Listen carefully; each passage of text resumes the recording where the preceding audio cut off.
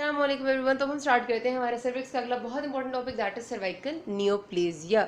बहुत इंपॉर्टेंट इस वजह से क्योंकि फीमेल रिप्रोडक्टिव सिस्टम में से ना हार्डली 2-3 ही ऐसे टॉपिक्स हैं जो बार बार रिपीट होते हैं। ठीक है, तो उन टॉपिक्स को आगे पीछे दाएं बाएं से वो लोग रिपीट करते हैं। SCQs में स्पेशली उनको हाथ से जाने नहीं देना होता है। डेफिनेटली बाकी भी हमने करना है, लेकिन जो ज़्यादा आ रहे हैं उनको तो आपने अच्छी ग्रिप बनानी है उन पे, और MCQs भी इन टॉपिक्स में से ज़्यादा आते हैं। Cervical neoplasia is a very important topic. ठीक है, इसमें से जो SCQs बाकायदा आते हैं स्टेटमेंट्स के हिसाब से मैं आपको साथ बता दूंगी पढ़ाने के साथ साथ कि क्या चीज़ है जिसपे ज़्यादा फोकस होना चाहिए। तो सर्वाइकल नियोप्लेजिया नाम बता रहा है हमारे पास कि सर्विक्स में किसी भी किस्म का कैंसर या neoplastic change will be called as cervical neoplasia. ठीक है जी, तो हमारे पास सर्वाइकल नियोप्लेजिया, पहली बात तो ये कि ये कोई बहुत ही रेयर कंडीशन नहीं है। ये मतलब इसकी अक्रेंस है, काफ़ी है, ऐसा नहीं है कि इट इज़ लाइक जैसे वजाइनल कैंसर बहुत ही रेयर होते हैं, लेकिन this is one of the thing जो कि अक्सर देखी गई है। और क्यों अक्सर देखी गई है, I told you in my previous video जिसमें मैंने आपको सर्विक्स की एनाटॉमी बताई है, जो लेक्चर 7 है वो लाजमी आप देखें, कि मैं अब सारा दोबारा से रिपीट नहीं करूँगी। इसमें मैंने आपको डायग्राम से समझाया है कि हमारे पास जोन होती है सर्विक्स में एक ट्रांसफॉर्मेशन जोन। ठीक है, ऐसे करके अगर आपका ये सर्वाइकल केनाल यानी एंडो सर्विक्स का पोर्शन है, ठीक है, this is your portion of exocervix, तो दरमियान में this is your area of transformation zone. Transformation zone में इतनी ज़्यादा स्ट्रेस में इसलिए दे रही हूँ कि ये वो जोन है जहाँ पर हमारा एंडो सर्विक्स का कलमनर एपिथीलियम, ठीक है, endo cervix is lined bye simple columnar epithelium, वो यहाँ तक आते हैं। और ट्रांसफॉर्मेशन जोन में जब वो आ जाते हैं तो इस जगह पर उसके सेल्स अपने आप को चेंज करते हैं into the squamous epithelium, because exocervix is lined by squamous epithelium. ठीक है, ये बात मैंने बहुत डिटेल में पिछली वीडियो में बताई है। तो वो जगह जहाँ पर एक टाइप ऑफ सेल्स यानी कलमनर टाइप ऑफ सेल्स जो यहाँ लाइन कर रहे हैं और स्क्वेमस सेल्स यहाँ लाइन कर रहे हैं, इस जगह पर कलमनर स्क्वेमस में चेंज होते हैं, सिर्फ इस जगह पर। ठीक है, क्योंकि पीछे से कलमनर आ रहे होते हैं और यहाँ पर जब वो आते हैं तो यहाँ पर वो देखते हैं कि बाहर तो स्क्वेमस है, तो उन्हें स्क्वेमस में चेंज होना पड़ता है। तो स्क्वेमस मेटाप्लेजिया होता है यहाँ पर, तो यहाँ पर सेल्स चेंज हो रहे हैं। जहाँ पर मेटाप्लेजिया आता है वहाँ पर कैंसर की डेवलपमेंट का चांस बहुत ज़्यादा होता है। मैंने पहले बताया था कि कैंसर ही सिर्फ और सिर्फ increased and abnormal number of cells आते हैं। ठीक है, कैंसर होता है जो, तो क्योंकि एक जगह पर अगर सेल बदल रहा है, सेल चेंज हो रहा है, तो वो एबनॉर्मेलिटी में उसका जाना बहुत ही उसके लिए आसान है। तो this is the place transformation zone. ठीक है, इसकी डायग्राम भी मैंने आपको दिखा दी है, हिस्टोलॉजिकल पिक्चर भी मैं दिखा दूंगी। अच्छा, अब अगर हम बात करते हैं कि सर्वाइकल नियोप्लेजिया की पैथोजेनेसिस क्या है, तो हमारे पास फर्स्ट ऑफ ऑल ये कि हमें पता होना चाहिए कि कौन सा ऐसा एजेंट है जो यहाँ पर नियोप्लेजिया कॉज करने का जिम्मेदार बनता है। तो आपने याद रखना है कि बार बार हम शुरू से फीमेल रिप्रोडक्टिव सिस्टम में अभी तक ह्यूमन पेपिलोमा वायरस को बहुत ज़्यादा जिक्र कर रहे हैं, बिकॉज ये बहुत ज़्यादा इन्वॉल्व है इस सारे सिलसिले में। इसको आपने किसी सूरत नहीं भूलना। आपके SCQ में ना पूरे 2 नंबर के पार्ट के तौर पे ये आता है, 1 या 2 नंबर आपके बाकायदा, मतलब एक जब आपका SCQ आता है सर्वाइकल नियोप्लेजिया से रिलेटेड, तो एक पूरा पार्ट सिर्फ इस बात का होता है कि which is the causative agent या which is the agent which is responsible for cervical neoplasia and write the invasive strains. ठीक है, अब इसके जो स्ट्रेन्स हैं मतलब कुछ ऐसे हैं जो कम इन बहुत हाई ग्रेड कैंसर कॉज नहीं करते, वो लोअर इन्वेजन का कॉज करते हैं। कुछ ऐसे हैं जो बहुत हाईली इन्वेडिंग और मेटास्टेटिक होते हैं, तो मैं भी आगे आपको बताऊंगी। तो ये सिर्फ उसमें आपने लिखना होता है HPV यानी ह्यूमन पेपिलोमा वायरस टाइप 16-18, इतना सा उसका 4 लफ्जों का आंसर होता है और 2 नंबर आपका साफ साफ आपको मिल जाते हैं। कहाँ कहीं पर आपको 2 नंबरों के लिए पूरी आपको पैराग्राफ्स लिखने पड़ते हैं। सो आपने इस बात को नहीं भूलना। ठीक है, सर्वाइकल नियोप्लेजिया का मोस्ट कॉमन एजेंट या positive agent is human papilloma virus, ये बात आपने बिल्कुल भी नहीं भूलनी। अच्छा जी, और क्या क्यों बहुत ज़्यादा इफेक्ट होती है, वाइवा क्वेश्चन आपका ये ट्रांसफॉर्मेशन जोन, इसको भी नहीं भूलना, ये वाइवा में बहुत ज़्यादा पूछते हैं। ठीक है जी, अच्छा, उसके बाद हमारे पास ह्यूमन पेपिलोमा वायरस तो हमने कह दिया कि वो ज़्यादा कॉज कर देता है नियोप्लेजिया, क्योंकि वो वहाँ पर जाता है एपिथीलियम में जाके सेटल होते हैं और एपिथीलियम के सेल्स में नियोप्लेजिया किस तरह कॉज करते हैं कि हमारे पास सपोज ये बाहर था, पहले बाहर आया है, यहाँ पर इसने देखा कि ऑलरेडी मेटाप्लेजिया चल रहा है, सेल के अंदर जाके सेटल हो गया। ये हमारे सेल्स क्या थे, एक एपिथीलियम था ना, ऐसे कलमनर एपिथीलियम था जो स्क्वेमस में चेंज हो रहा था, ऐसा ही है। ठीक है, ये सारे सेल्स थे, यहाँ पर इनके बीच में जब वो जाके सेटल हुआ तो इसने इनके अंदर ही इनके जो जेनेटिक मशीनरी थी, सपोज इस सेल में आया, तो इस सेल की जो जेनेटिक मशीनरी है, इसने उसकी जेनेटिक मशीनरी में कर दी म्यूटेशन। अब ये जो म्यूटेशन इस सेल की जेनेटिक मशीनरी में हो गई है, इसको हम कहते हैं स्क्वेमस इंट्रा एपिथेलियल लीजन, ठीक है। अगर ये स्क्वेमस सेल में होगी तो इसको हम कहेंगे स्क्वेमस इंट्रा एपिथेलियल लीजन, क्योंकि ये हमेशा उस वक्त करता है, मैंने सेल की डायरेक्शन गलत बना दी, कि उस वक्त करता है जब कलमनर सेल स्क्वेमस सेल में चेंज हो चुका होता है, इस सेल को ये ज्यादा पकड़ता है, ठीक है। तो क्योंकि ये सेल के अंदर जाके उसके अंदर म्यूटेशन कर देगा तो उसको हम कहते हैं स्क्वेमस इंट्रा एपिथेलियल लीजन, और ये सेल की से हम इसको डेजिग्नेट करते हैं। तो अगर कभी आपके एमसीक्यूज में सेल लिखा हुआ हो तो it means squamous intraepithelial lesion. और क्योंकि ये सर्विक्स के सेल में हो रही है तो इसको स्पेसिफिकली हम कह देते हैं सर्वाइकल इंट्रा एपिथेलियल नियोप्लेजिया, ये सर्वाइकल इंट्रा एपिथेलियल लीजन, ठीक है।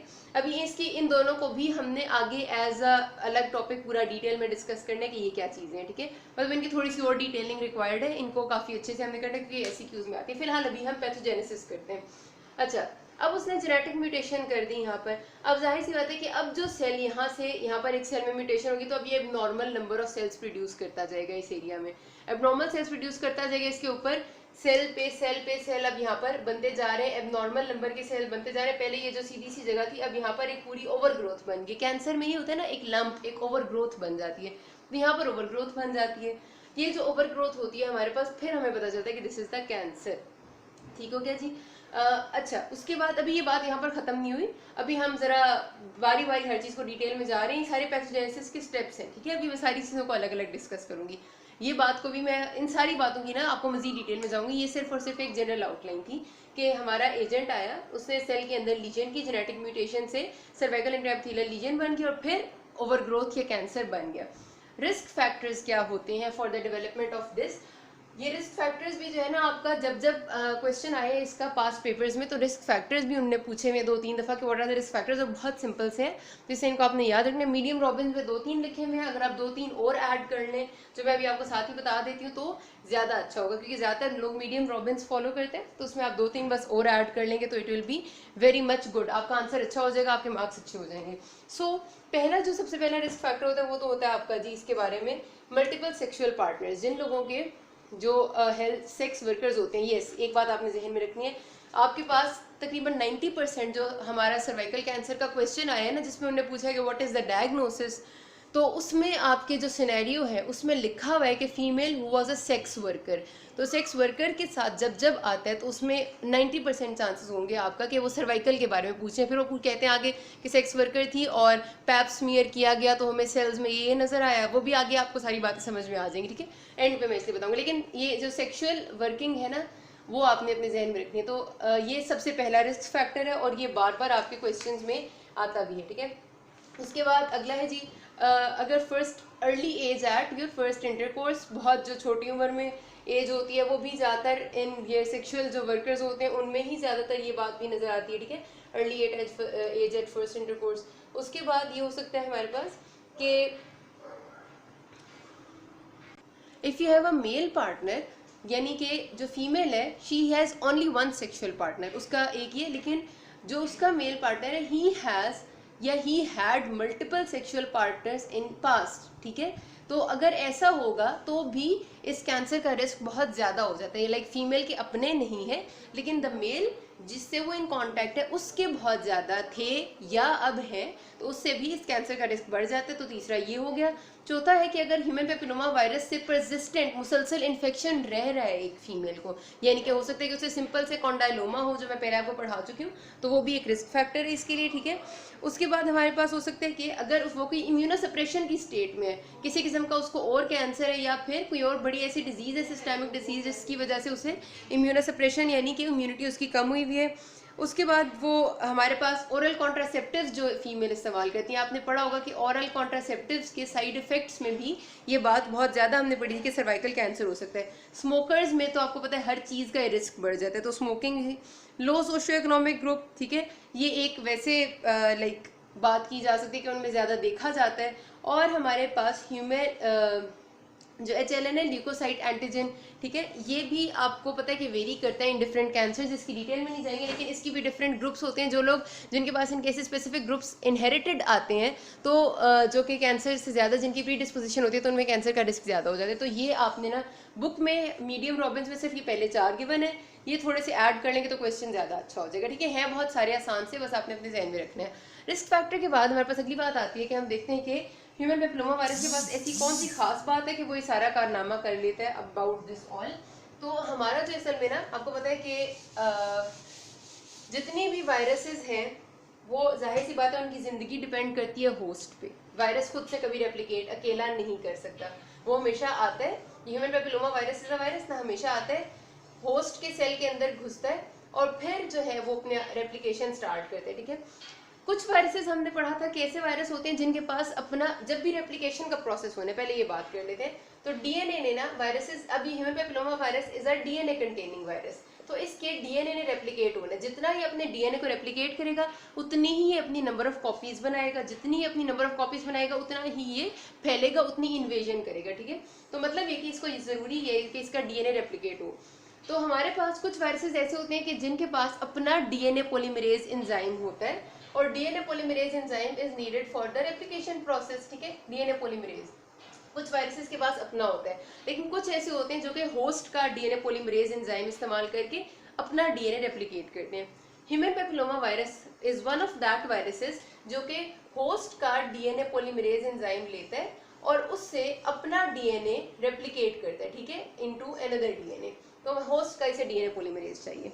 अब हमारे पास नॉर्मली क्या होता है कि हमारा ये स्क्वेमस सेल है ना, ठीक है, सपोज ये स्क्वेमस सेल है, सेल्स के अंदर रेप्लिकेशन का प्रोसेस मुसलसल चल रहा है, जब वो बढ़ रहे हैं, एक दफ़ा जब सेल मेच्योर हो जाता है कोई भी सेल, तो उसमें रेप्लिकेशन का प्रोसेस ख़त्म हो जाता है, उसके बाद उसके अंदर कोई चीज़ भी रेप्लिकेट नहीं कर सकती और वो खुद भी रेप्लिकेट नहीं कर सकता।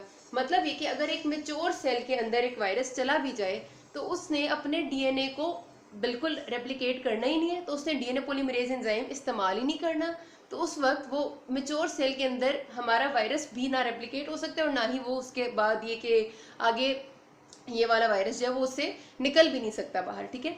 अच्छा, तो अब हमारे पास क्या होता है कि स्क्वेमस सेल्स हैं, जाहिर सी बात है कि यहाँ पर कलमनर सेल्स थे और यहाँ स्क्वेमस सेल्स बन रहे थे, जो हमारी वो ट्रांसफॉर्मेशन जोन थी उसमें। यार ये बहुत लंबी होगी वीडियो, मैं बाकी नेक्स्ट पार्ट में एक्सप्लेन करती हूँ, दोबारा से ज़रा सा रीकैप भी दे दूंगी, अभी तक कोई मसला हुआ you can ask me. Thank you.